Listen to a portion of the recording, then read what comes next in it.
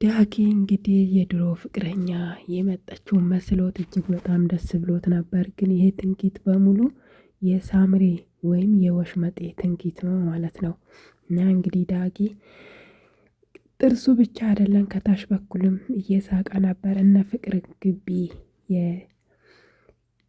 የእነ ፍቅር ግቢ ገብታለች ማለት ነው። እሱ እንግዲህ ላንኳካ እያለ በጣም እየተጨናነቀ ነበረ። ለምን ለሳምሬ አልደውልምና አልነግራትም የሆነ መፍትሄ እሷ አታጣም ብሎ ለሳምሬ ስልክ ይደውልላታል ማለት ነው።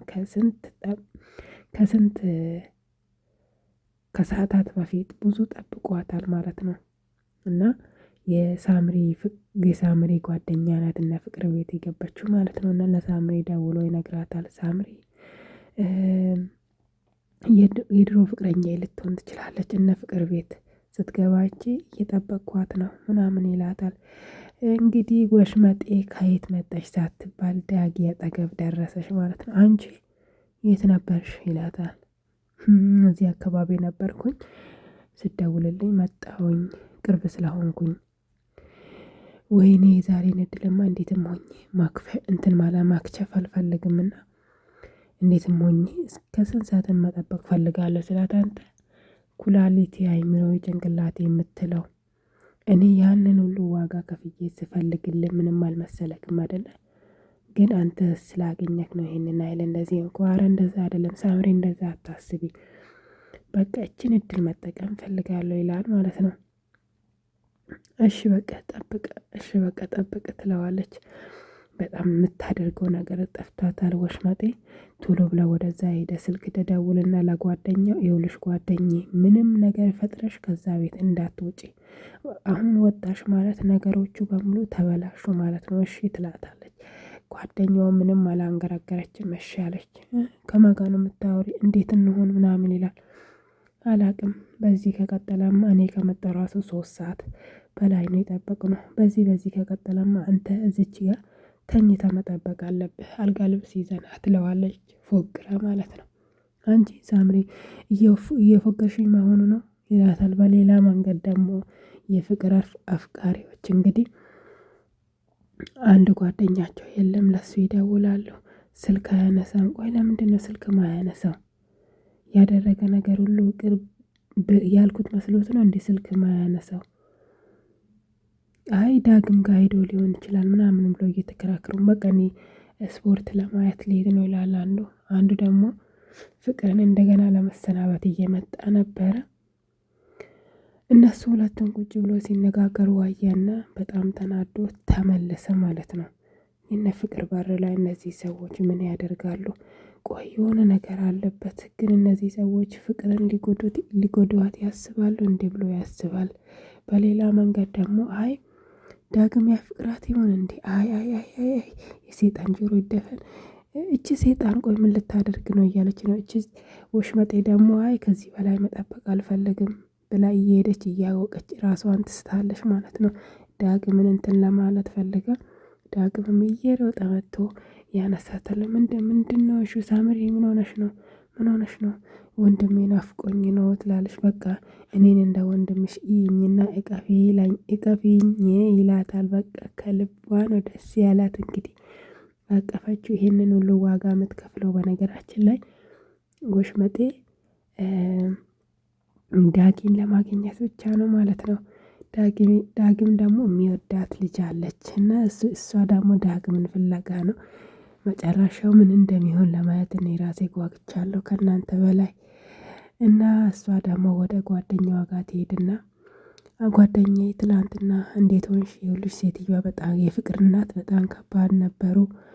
ጨንቆኝ ነበር። አንቺ 6 ሰዓት ሙሉ አንድ ሰውን ጥየቃ ሄጄ 6 ሰዓት ሙሉ እቀመጣለሁ በአንቺ ምክንያት ስራዬን ትቼ። እኔ እኮ የራሴን ስራ እየሰራሁ ነው ራሴን ማስተዳድረው፣ የቤት ኪራይ የቤተሰቦቼን ምረዳው፣ ራሴን ማቋቁመው ይህንን ሰርቼ ነው። ሳምሪ ይህንን ነገር መተው አለብሽ ትላለች። ሳምሪ ደግሞ ብድግ ብላ ትነሳና ጓደኛዬ አንቺ ምንም እየገባሽ አይደለም፣ ይሄ ፍቅር ይባላል እሺ ፍቅር እውር ነው ሲባል ሰምተሽ አታውቂም ብላ በቃ ሳምሪ ተቀየረችና ወደ ጅኒ ነው የተቀየረችው። ብድግ ብላ በጥፊ ልታጮላት እያለች ተነስታ ትሄዳለች። በሌላ መንገድ ደግሞ ፍቅር ልታጠና ወደ መናፈሻ እየሄደች የትምህርት የክላስ ጓደኛቸውን ታገኛለች። ሰላም እንዴት ነሽ ይባባሉና እሷ እንግዲህ ጥላ ትራመዳለች ማለት ነው። ትንሽ ቦታ አንድ እግር እንዳነሰች በእጇ ይዛታል። ሳምሪ ሶሪ ፍቅር ቻው ልልሽ ነበረ የመጣሁት። እሺ በቃ ቻው። ግን ቻው ማለት አስተያየት ያለው ይመስለኛል። ወዴት ልትሄድ ፈልገ ነው ምናምን ትለዋለች። አይ በቃ ለትምህርት ወንድሜ ያለውን ነገር አመቻችቶልኝ ወደ ሌላ ሀገር ሊሄድና ልማር ነው እና በቃ ቻው ልልሽ ፈልጌ ነው ፍቅር ይላታል። በቃ እሺ ቻው። ትምህርት ቤቶች ላይ ካገኘኋቸው ከጓደኞቹ በሙሉ በጣም ከመወዳቸው ጓደኞቼ መሃል አንዱ ነህ። በጣም ጥሩ ነህ። ወይኔ ለደስታ ከኔም ደስ ብሎኛል። በጣም ደስ ይላል። በቃ ጠንክረ ተምር ትለዋለች። እሱ ደግሞ ቅድም ላየው ነገር ይኸውልሽ ፍቅር ራስሽን እየጠበቅሽሽ ከፈለሽ ደግሞ እየተደዋወለን ማውራት እንችላለን ይላታል። እሺ በቃ ጥሩ እንደዋወላለን ምናምን ትላለች። እሷ ነገር ላይም አልቆጠረችም። በሌላ መንገድ ደግሞ የዘንድሮ የፍቅር አፍቃሪዎች በዙ። በመጨረሻ ላይ ማንን እንደምታገባ እኔ ራሴ ጓግቻለሁ። እንግዲህ በአሁኑ ሰዓት ላይ 4 አፍቃሪዎች አሉ። ሌሎችም ሊመጡ ይችላሉ።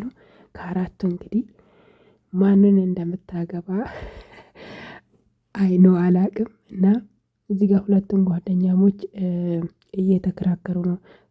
ከፍቅር ጋር ላጠና እኔ ሊሄድ ነው እየተባባሉ እስካሁን መናፈሻ ውስጥ ነው የምትኖረው። እኔ ቦታውን አውቃለሁ፣ በስንት ሰዓት እንደምትወጣ አውቃለሁ፣ በስንት ሰዓት ላይ እንደምትወጣ አውቃለሁ ብለው እየተከራከሩ ነበረ። አይ እንደ እጣ አይነት ነገር እንትን አሉና አንዱ ቀድሞ ሄደ ማለት ነው። እሷ የምትቀመጥበት ቦታ ወይም መናፈሻ ያውቃሉ። ሲሄድ ከወሽመጤ ጋር ይጋጫል ማለት ነው። አንቺ በኢየሱስ ስም እዚህ ጋር በግንድ ላይ የተጋጨው ነው የምትመስለኝ። ምን ትመስያለሽ? ቆቂት የመራውጊት ይላል። አንተ ይኸውልህ ከኔ ጋር ስታወራ መጠንቀቅ አለብን። ድሀ ቦታቸውን ማወቅ አለባቸው ብላ እያስጠነቀቀች ነው። አንቺ ማንን ነው ድሀ ያልሽው? አንቺ ክንችች፣ አንቺ እኔን ነው ድሀ ያልሽ እያለች እየተናደደ ነበር ማለት ነው። በሌላ መንገድ ደግሞ ፍቅር እንግዲህ መናፈሻ ላይ ቁጭ ብላ እያጠነች ነበረ። እንግዲህ ቀስ እያለ መጥቶ አጠገቧ ላይ ሊቀመጥ እንዳለ ከፊት ለፊቱ ደግሞ ተቃራኒ ጓደኛው ነበር ማለት ነው። ገና ሰላም እንዴት ነሽ ብሎ ሊቀመጥ ሲል ገና አልተቀመጠም ማለት ነው። ከዛ ጓደኛውን አይቶ ሄደ። አንተ መንፈስ ነህ ወይስ ሴጣን ነህ ወይስ ምንድን ነህ? ገና ሰላም ሳልላት ገና ቂጤን ሳላስቀምጠው ምንድን ነህ አንተ? ቆይ ሴጣን ነህ? አንተ ቆይ ተልኮነ ቆይችን ሴትዮ የምትፈልግ ከሆነ በሌላ መንገድ ለምንድን ነው ሄደህ እንትን ማትላት? እኔ በማግኛት መሀል ላይ እኔ በመፈለግ ያሳለ አንተ ምን አባል ልትሰራ ትመጣለህ? አንተ ደደብ፣ እንደዚህ አይደለም። ተረጋጋ።